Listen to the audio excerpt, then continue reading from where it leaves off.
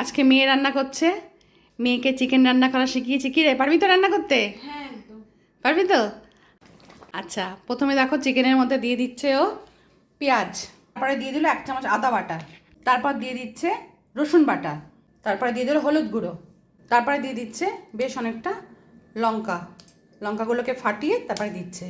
আজকে এটা কাঁচা লঙ্কা দিয়ে রান্না হবে। তারপরে দিয়ে দিল কয়েকটা শুকনো লঙ্কা। শুকনো লঙ্কার পর এখন দিয়ে দিচ্ছে টমেটো কুচি, এখানে একটা টমেটো কুচি আছে।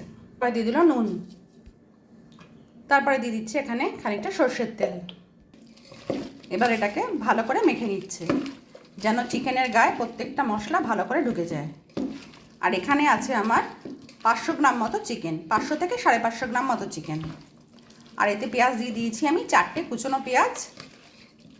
আমি বলছি কেন মেয়ে এরমভাবে বলতে পারে না, ও রান্নাটা করছে আর ভয়েস ওভারটা আমিই দিয়ে দিচ্ছি। এবার মাখিয়ে এটা আধ ঘন্টা রেখে দেবো। তারপর এখানে দিয়ে দিল গোটা গরম মশলা আর তেজপাতা। এখানে এবার তেলের মধ্যে মাংসগুলোকে দিয়ে দিচ্ছে। ওই আলু ভেজেছিল, সেই আলু ভাজার অল্প তেল ছিল, তার মধ্যে মাংসটাকে দিয়ে দিল। মাংসটাকে দিয়ে এবার এটাকে বেশ অনেকক্ষণ ধরে কষাচ্ছে। হাই ফ্লেমে প্রথমে কষাতে হবে, তারপর এটাকে লো করে খানিকক্ষণ কষাতে হবে। জলটা যখন টেনে আসবে তখন এটাকে লো করে দিতে হবে। দেখো বন্ধুরা, জলটা অনেকটাই কষে এসছে, এখনও কিন্তু কষানো হচ্ছে। কষাতে কষাতে যখন জলটা চলে যাবে তখন এটা কম করে রাখতে হবে। রে, ভালো লাগছে রান্না করতে? ঠিক এই পজিশনে এলে এবার গ্যাসটাকে আমরা কমিয়ে দেবো। এবারে ভাজা আলুটা দেখালাম না, ভাজা আলুটা দিয়ে এর মধ্যে কষাচ্ছে। এটা খেতে কিন্তু খুব ভালো হয়, দারুণ টেস্ট হয়, তোমরাও বানিয়ে খেও। এখানে দিয়ে দিল অল্প একটু ধনে গুঁড়ো, ধনে গুঁড়ো দিয়ে ভালো করে কষিয়ে নিল। আমার মেয়ে কিন্তু সবে সবে রান্না শিখছে, তাই ওকে দিয়ে করাচ্ছি। এবার এটা চাপা দিয়ে রাখবো 20 মিনিটের জন্য। ঠিক 20 মিনিট বাদে ফিরে এলাম। হ্যাঁ, এবারে এটা আমাদের হয়ে এসছে, একটু নাড়িয়ে দিচ্ছে ভালো করে।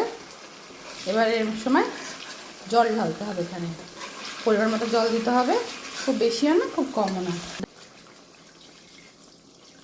এবার এটাকে ভালো করে নাড়িয়ে দিতে হবে। নাড়িয়ে দিয়ে ফুটে উঠলেই আমাদের রেডি হয়ে যাবে গরম গরম চিকেনের ঝোল। ঝোলটা আবার ফোটার অপেক্ষায়, ফুটে উঠলে একটু কম করে 5 মিনিট রাখতে হবে। এবার নুন দিয়ে দেবো, কারণ নুনটা একটু কম হয়েছিল। নুন দিয়ে একটু নাড়িয়ে দিতে হবে। এবারে এখানে দিয়ে দিলাম কটা কাঁচা লঙ্কা। নামানোর আগে কাঁচা লঙ্কা দিলে বেশ কাঁচা লঙ্কার স্মেলটা আসে, গন্ধটাও বেশ ভালো লাগে।